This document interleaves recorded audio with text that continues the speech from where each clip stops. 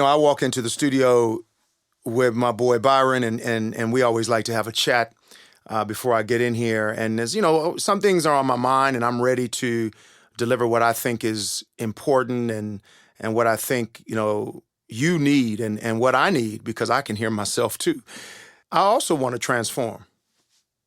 But it was interesting when I walked in, I was a bit blasé, and a lot of folks that know Warrior Rick know me with a lot of energy and know me, always on, because I have a lot of energy and because I have a lot of ambition.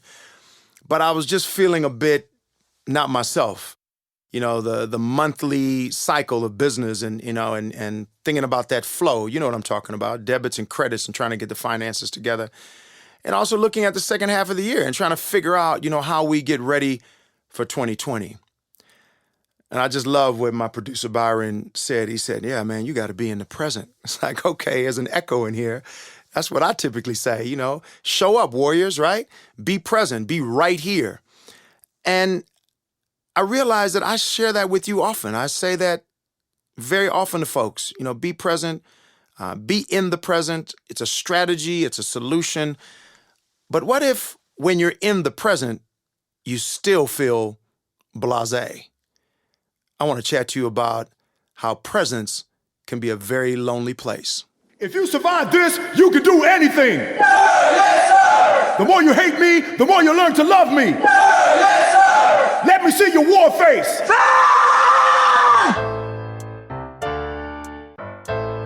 Hello, everybody. It's time for Warm Up with Warrior Rick.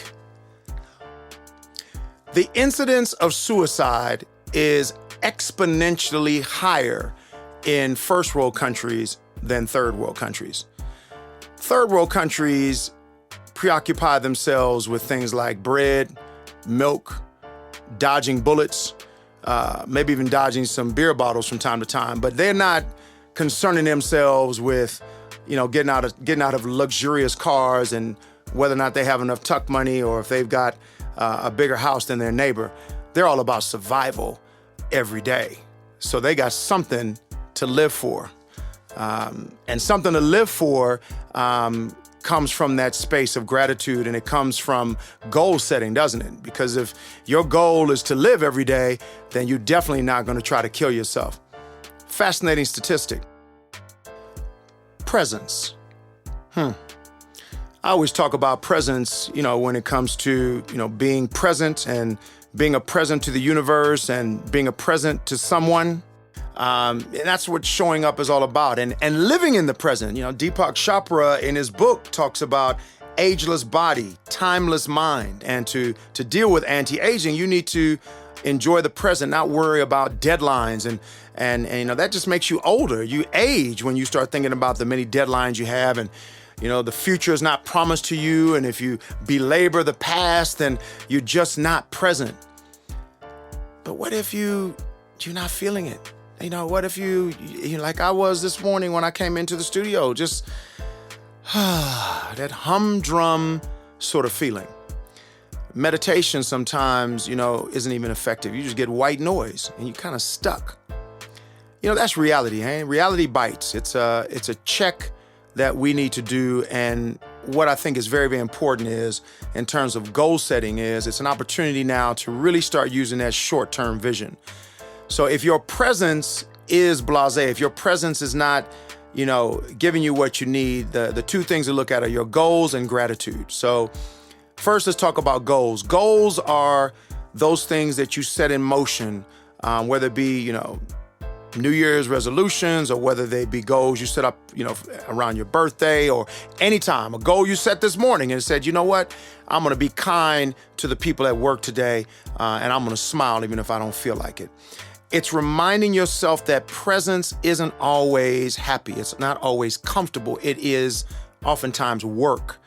But if you promised yourself that you were going to do it, that's your goal. That's a promise to yourself. And that's the biggest goal you can ever set, is a promise to yourself. And once you set that goal, do it, because your present is going to be the fact that you can tick it off the list, if you get what I'm saying.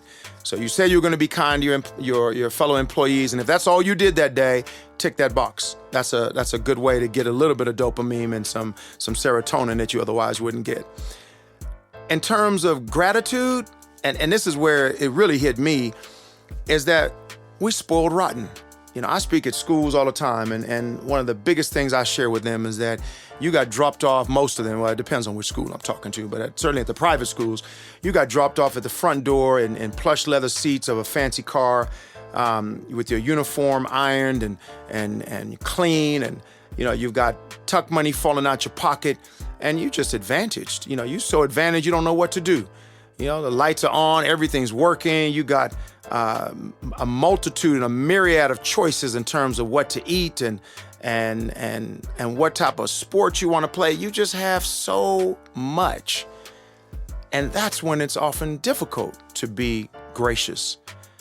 It's a lot easier for somebody who has one pair of sneakers or no sneakers, or, you know, someone that has to take 3 taxis to school, or, you know, someone who's climbing up the corporate ladder, right? But didn't come, he's a first generation corporate worker. His mom and dad were, you know, blue collar workers. Maybe they were domestic workers and gardeners, and it's the first time they're in a corporate setting. It's a little easier for them to be gracious because they were disadvantaged, and now they understand that their advantage is actually the fact that they were disadvantaged. So whenever you got that humdrum feeling, whenever you have that blasé feeling, and you're listening to motivational speakers and life coaches like me telling you to just be in the present and be right here, right?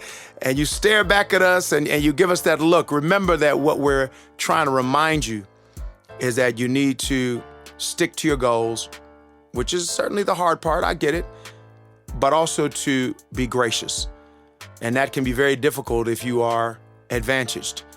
So stick to your goals, be gracious, and know that the present moment is for you to enjoy, but it's also for you to work at and give it your best shot. Where my soldiers at? Right here.